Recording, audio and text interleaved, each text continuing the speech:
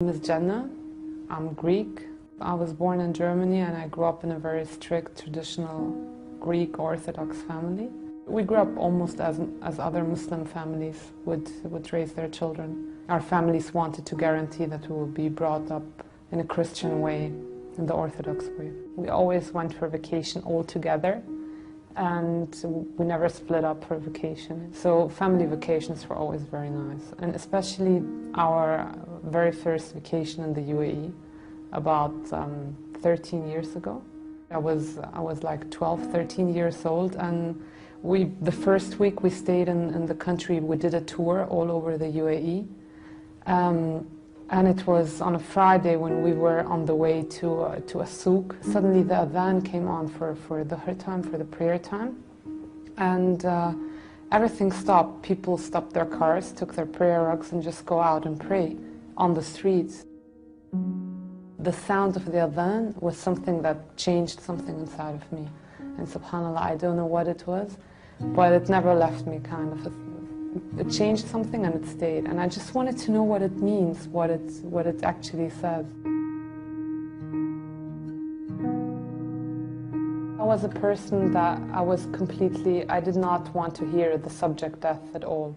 I didn't want to hear about death. I used to leave conversations when it comes to death, and I never attended funerals. My uncle died in front of my eyes, taking his last breath, and that was the thing that changed a lot inside of me. I just started feeling that this life isn't exactly what I thought it is, and we're investing too much time and energy on things that could be gone in a second time. And because after the death of my uncle, I faced a time where I used to wake up 3 times in the night going to check if my father is breathing, if my mom is still breathing. Constant fear of death because you think that this is the end. That made me strongly start researching again about Islam.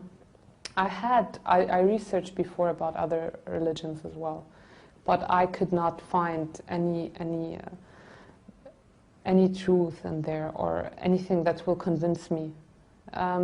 When I started reading about Islam, I found all the answers that I could not find in my own religion. The fact where I got really convinced was when I read the biography of Prophet Muhammad sallallahu alaihi wasallam. It reminded me so much of what we used to know and read about Jesus, Isa alayhi salam. So I started reading, and this person seemed to be such a noble person with such amazing characteristics, with a personality that I think I've never read something similar like that before. After reading the biography, I was convinced that everything I know about Islam, I have to delete it and just start reading from zero onwards and get my own research and get my own facts about this religion, because obviously everything I knew before was wrong. It didn't take a long time to find out that Islam is the truth and that there can't be any other religion in the world than this. Although I got convinced about Islam, I was scared to say the Shahada. I was like, yeah, it's the right thing. I might, take this logic and this way of life inside of me, but I won't ever be able to accept Islam because of my parents and my family. I knew that they will never accept it, and that if they would ever get to know something like that, my life would change dramatically. So I met a girl in Germany. She's from Egypt. Her name is Noha. She helped me a lot because I met her right when I started praying to find the truth, to get more courage in what I'm doing. We got to know each other, we talked about Islam, she started explaining everything to me, all the questions that I had, because I was convinced, I knew it's the truth, I knew my religion is wrong, and that I couldn't live like that. After meeting Noha, I think 1 or 1.5 months later, I took my Shahada in Germany, in the student dorms. It was supposed to be just me and her, but somehow Muslim students get to know that someone is going to convert to Islam, so I had about 20 people in the room afterwards. So alhamdulillah, I had many witnesses. Alhamdulillah, I took my Shahada, and I will never forget that day, and I will never forget my first prayer. Going back home wasn't that scary as driving towards saying the Shahada. I think that day, my whole life, I mean, Shaitan was playing so much with my feelings. I think my whole life passed in front of me like a video stream. I was seeing icons. I was even thinking, but that's now haram because my parents, they spent so much money for the party of my baptism, you know, that's the whole party. I was thinking really weird things, I don't know. So yeah, after taking my Shahada, I was completely calm. I think I never slept that well as that night, alhamdulillah. And then what I remember very well was the first morning, because I woke up and I know I have to pray Fajr. And I don't know where to pray Fajr because my family's in the house. No one knows I'm a Muslim. And now I have to hide somewhere. Obviously, I can't hide in the bathroom to pray. My room is not, it's just a loft, so I can lock a door.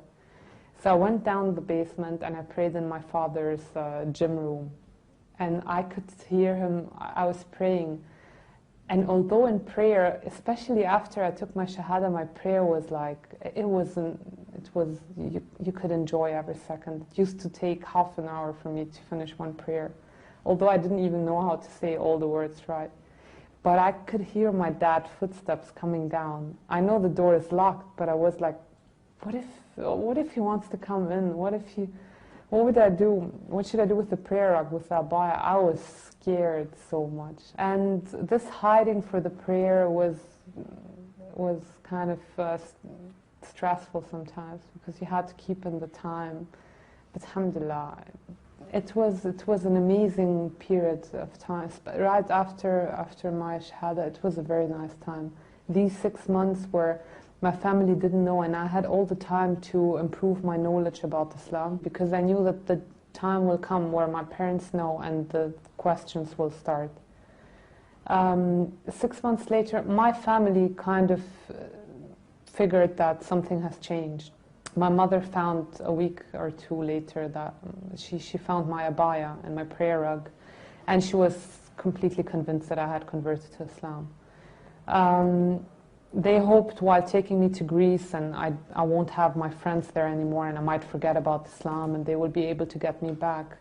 After they find out that I converted to Islam, my mother asked me to leave the house. She told me that I'm not their daughter anymore. She was crying and she was screaming and she was asking me how I could do something like that to them and how I could accept a religion like that, a bad religion, how I could leave Christ and accept a person like Muhammad who used to hit and do and wars and blood and things that is not true, and she doesn't know, she doesn't have knowledge about it at all. And in that stage she's so angry and you can't talk to her, you can't make her relax and calm down, and you just feel so helpless. And there is nothing worse than seeing your mother crying because of you, because of something that you decided to do in your life. So she asked me that day to leave the house. She gave me my things and she said I have to leave the house. She does not have a daughter. I died for them, and even if she dies, she does not want me to go and visit her in her grave. She doesn't want to have anything to do with me anymore. After all that, I still stayed for about 5 months in Greece, and I tried everything I could with my family in order to make them accept my conversion. For 5 months I had everyday humiliation. One thing I still don't understand is where I got all the strength and all that sabr to go through that time. I mean, every night I used to pray and just cry and pray for strength to face the next day. I had, subhanAllah, during that time, my first Ramadan. My first Ramadan, I had to spend it all by myself in Greece while having my family bombarding me with insulting Prophet Muhammad, insulting the religion of Islam, insulting me. It's very difficult, and I never felt bad about, I never kept something like that inside of me.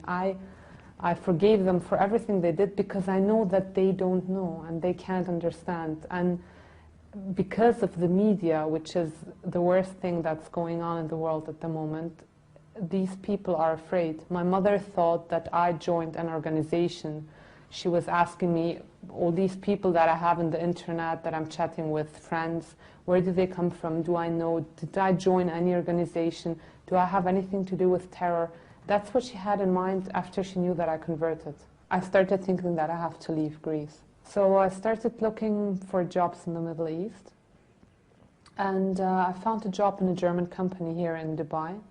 And that's how I came. I think I prayed the zillion istikhara before coming here, because it was a very big step, and I could not imagine my life all of a sudden on my own without my family. I was always depending on my family. I never worked in any other place than my family's businesses.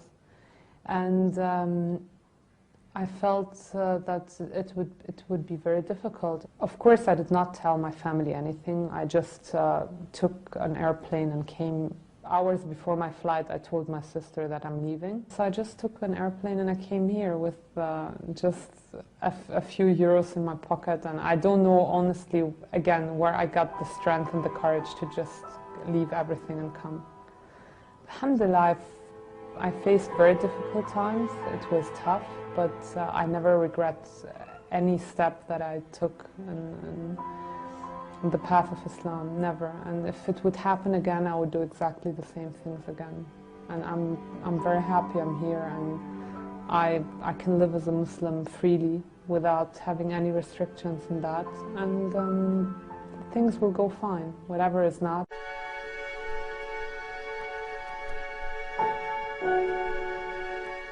The travel was, it was a half-empty airplane. I was crying non-stop from Athens to Dubai. And yeah, because it was difficult, I know. You think about all the things that happened before, and it's like a cut, and you start completely new, and you know that there is no coming back. Yeah, so I came here, I started working. It was a bit lonely in the beginning, because I didn't know a lot of people here. Actually, I didn't almost know anyone. And I wanted to find an Islamic center in order, to get back into seeing, watching lectures, learning more, and meet maybe other people that might have converted to Islam. I always used to go to the Islamic center in Satwa, and I met there, alhamdulillah, a lot of people. I met Pamela. I will never forget about this, because we had class. We had this class, and I was late, like often, so I came in and she was sitting there, and I saw her, and I was thinking, why is she sitting there, with sunglasses in the classroom? And she was staring at me the whole time, so I didn't really feel like comfortable. It was very, yeah, and then... I wasn't staring at her because she was weird or something, just because she looks exactly like my middle sister. And when she came into the classroom, I felt like I saw my sister. I felt like, okay, I'm going to go hug her, it's perfect. She's converted, she looks like my sister, it's a good substitute. Yeah, and since this day we're in touch, Alhamdulillah. You get very close to people that converted too, because... We don't have our families here, right? Yeah. And no matter how less or more, everyone has issues, and everyone gets, quite lonely, and everyone faces problems after conversion. Alhamdulillah, I think that once happens because God just wants to test our sincerity in this subject. And secondly, it makes your iman very strong. It makes you tough when you pass problems. Yeah. Pam, sometimes she calls me, she's like, if it wouldn't be for Islam, I would be in a mental clinic now. And she's right, it's like that. If it wouldn't be for Islam, you would not be able to go through all that. Islam just gives you every time you pray, you get so much strength, This thing, I remember before, my life before Islam, and you have issues and problems, and people smoke, or they drink, or they do a zillion things in order to calm down. In Islam, you just have to pray. And you feel the presence of Allah. I mean, I've never done a dua, it will not come. After a week, 10 days, 2 weeks, a month, it will come, it will work. Of course, I don't make dua, please let me win in the lottery, which is haram anyways, But dua for things that are reasonable. I mean, God is there. He just wants you to get back to Him, to get your strength from Him.